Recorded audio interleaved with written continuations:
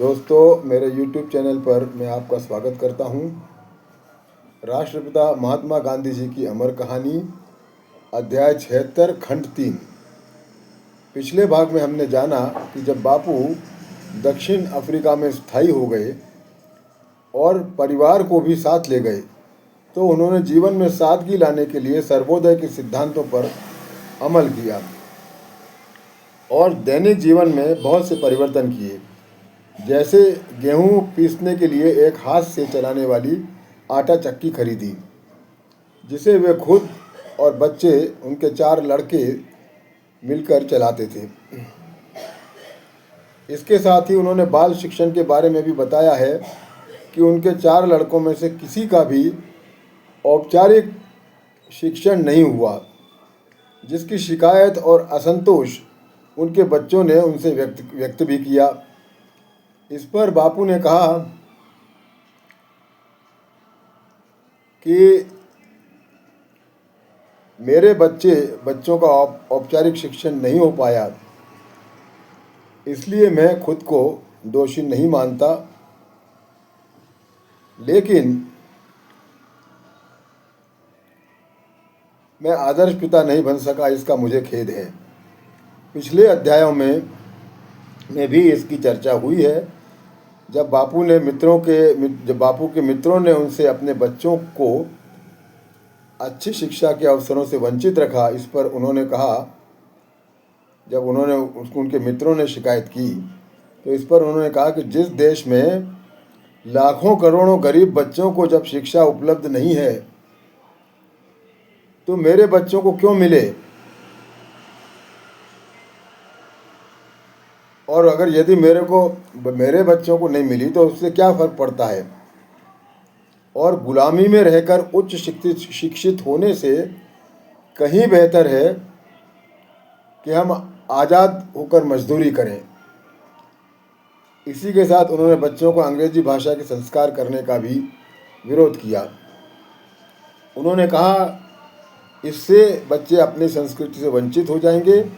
बापू अपने बच्चों से गुजराती में ही बात करते थे, लेकिन अंग्रेजी बोलने वाले देश में रहने के कारण उनके बच्चों को अंग्रेजी लिखना और बोलना थोड़ा बहुत आ गया था।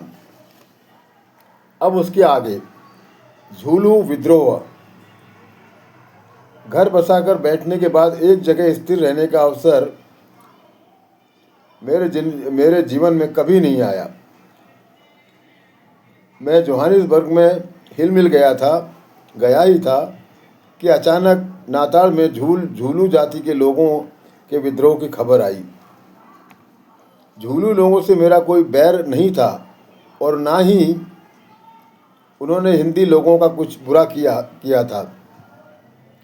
विद्रोह के नाम के बारे में मुझे शंका थी, लेकिन अंग्रेजी साम्राज्य ये दुनिया का हित करने वाले हैं, ऐसी उस वक्त मेरी सोच थी और मेरी राजनिष्ठा मन से थी।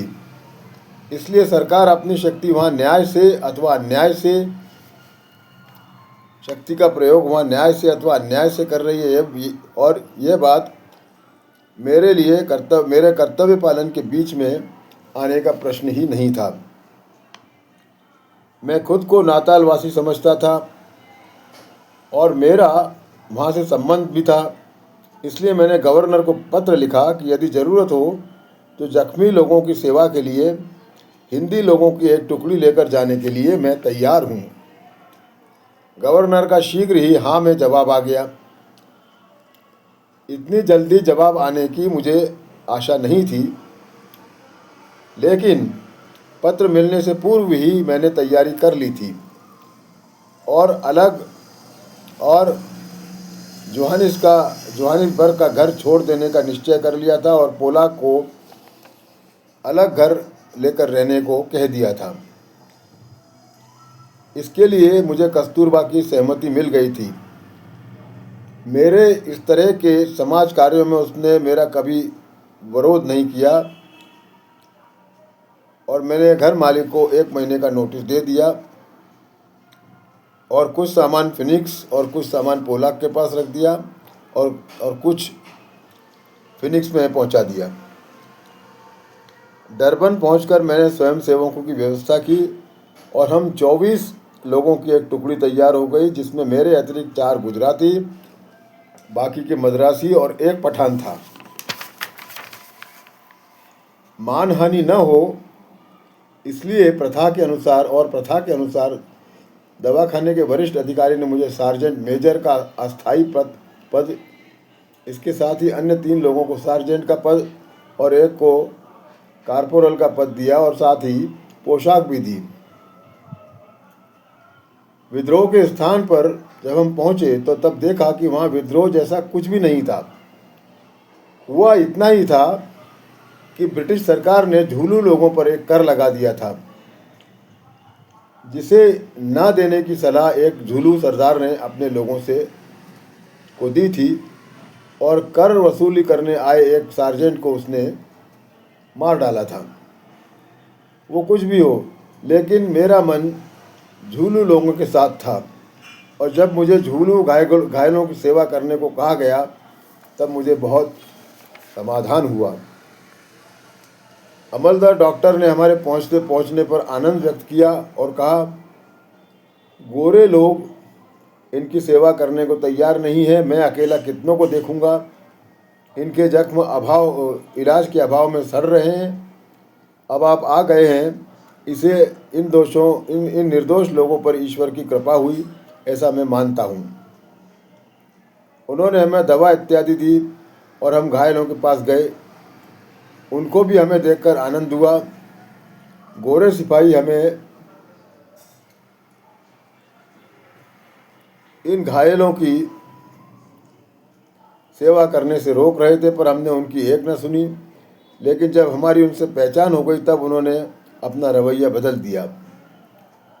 इनमें 1896 साल में मेरा कड़ा विरोध करने वाले अधिकारी भी थे, कर्नल स्पार्क्स और वाइली। वे मुझे देखकर आश्चर्यचकित हुए और उन्होंने मेरा परिचय मैकेंजी से करवाया।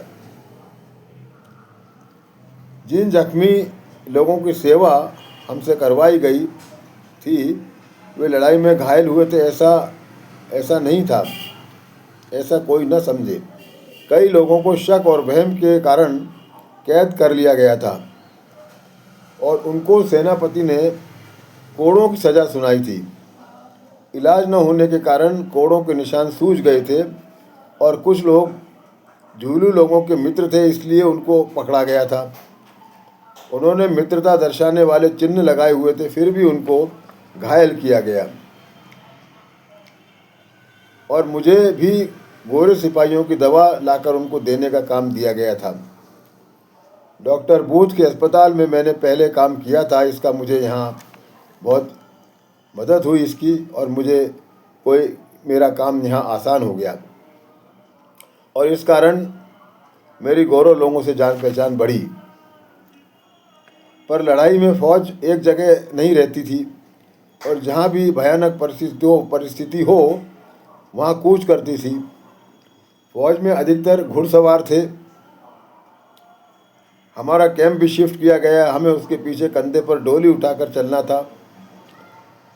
2-3 बार तो एक दिन में 40-40 मील तक चलना पड़ा।